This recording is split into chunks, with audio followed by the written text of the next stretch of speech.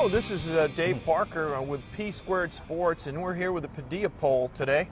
And I've got Coach Stan Lang. Well, he's really not a coach anymore, but he's an athletic director at Northside Independent School District. Well, Coach, we have an opportunity to talk to some coaches tonight, and what we're really looking to do is to promote high school athletics and to try to make things as feasible as possible for you guys to do the best job you can to make athletics a part of the educational environment. As an athletic director, when you moved into the role of athletic director, what were the differences? Well, of course, prior to coming into the athletic directorship at Northside, I was a campus principal, for 6 years. And so obviously, understand the value of athletics, but also the educational side, and understand from the instructional standpoint the importance of instruction. And we always talk about, great campuses. The heart of those campuses is academics, but the soul of those campuses are the extracurricular activities and the things students take ownership in that campus and that community and representing those communities. And not just athletics, but you're talking about band and ROTC and all those others, that there's a real value there, that kids get something out of that. Well, talk to me a little bit about there's somewhat of a crisis in budgets and funding and so on across. It's not just Northside Independent School District, it's across the state. Absolutely. How's that affected athletics? Which obviously there's no secret that everyone had to make budget cuts. And I can only speak from our district's perspective that we did have to make budget cuts across the board in every program, and athletics was not excluded from that. But when you look at the bigger picture of, is there a value of athletics in public education? Obviously we're a data-driven district, and so we're able to show data of what student athletes are able to do versus non-student athletes, and the role academics plays, and how we can use athletics as a tool and a resource to motivate those students to put forth their best effort in the classroom. And so, anyway, along with all the other things, as far as developing poise, character, and self-discipline, and all those things in the spirit of in the spirit of competition, that we get out of those things. But looking at budget cuts, and when you take our district, for example, and our athletic budget is $3.4 million, and people say, wow, that is a lot of money. But when you take 11 high schools and 18 middle schools, and you break that down, we have over 12,000 students involved in athletics in Northside.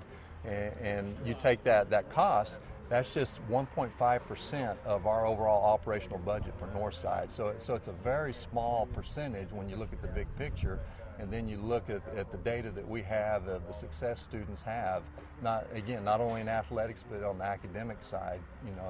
We're getting a pretty good bang for the buck. I don't want to put you on the spot, but I think that's a very interesting concept, the data-driven. Right. How much better does an athlete do? Can we define it that way than a regular student?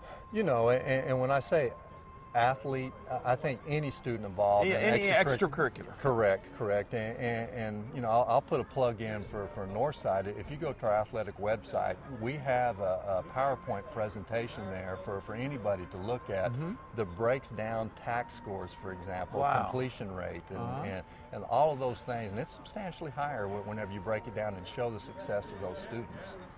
Well, you guys have a 9-team football district. Correct. Okay, so that means you're playing 8 district ball games against Northside schools. Right.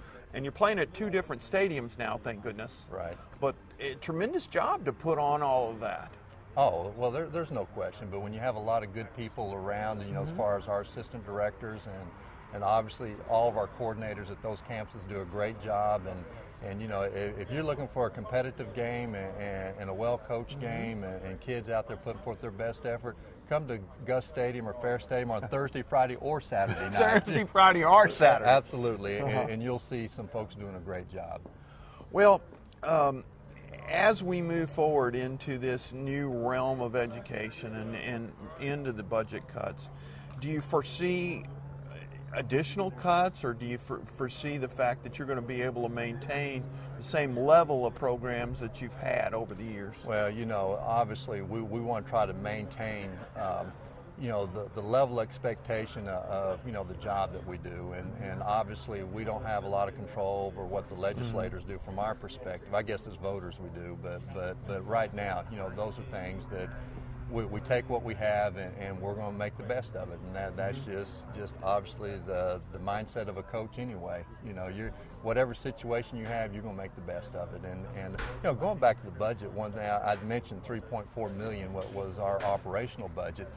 When you look at what revenue athletics has brought in this last year, it's right at $2.5 million, and then when you put in what our Northside Boosters Association made with concessions, is another $500,000. So right at $3 million overall revenue. So you're getting close to cost neutrality. Absolutely. Now that's not taking into consideration coaches' stipends and what have you. Obviously, our coaches are first teachers in the classroom, then they get a stipend for the athletic side of it.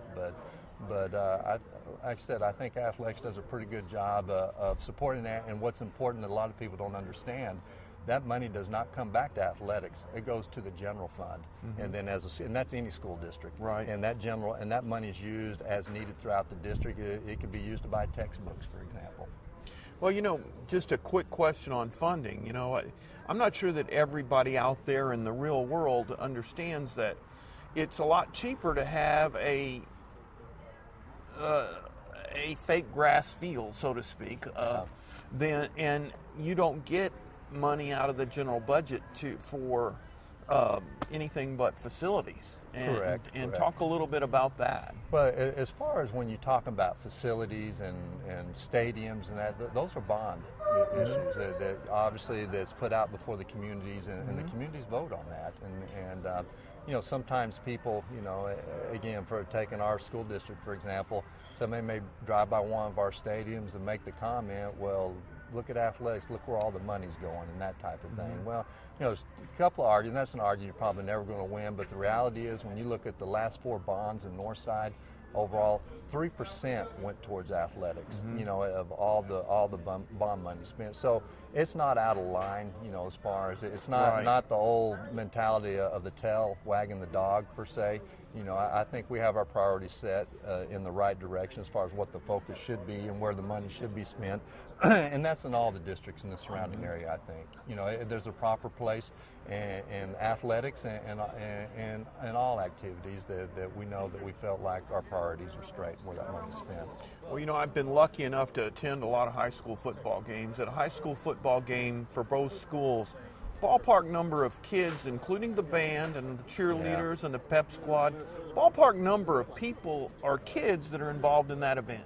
Oh, there is no question, and we were looking at some data just yesterday. We have right at 5,000 student athletes in football alone. But then again, you brought up a good point. On Thursday, Friday, or Saturday night in Northside, you think about the band, the spirit, the ROTC, all the students that come together as a community that represent, again, that school and that community is such a positive factor for that campus. Yeah. Well, I tell you what, Coach, I totally appreciate everything that you're doing. Good luck, and had the opportunity to call some of your basketball games, and Absolutely. I always enjoy that. I'm getting older and older, but I'm still getting up the court a little bit. You still have a little eligibility left. Still a little bit. So this has been Dave Parker on PSquared Sports with Coach Dan Lang from the Northside Independent School District. Thanks, Coach. Appreciate it. Thank you for all you do. Thank you.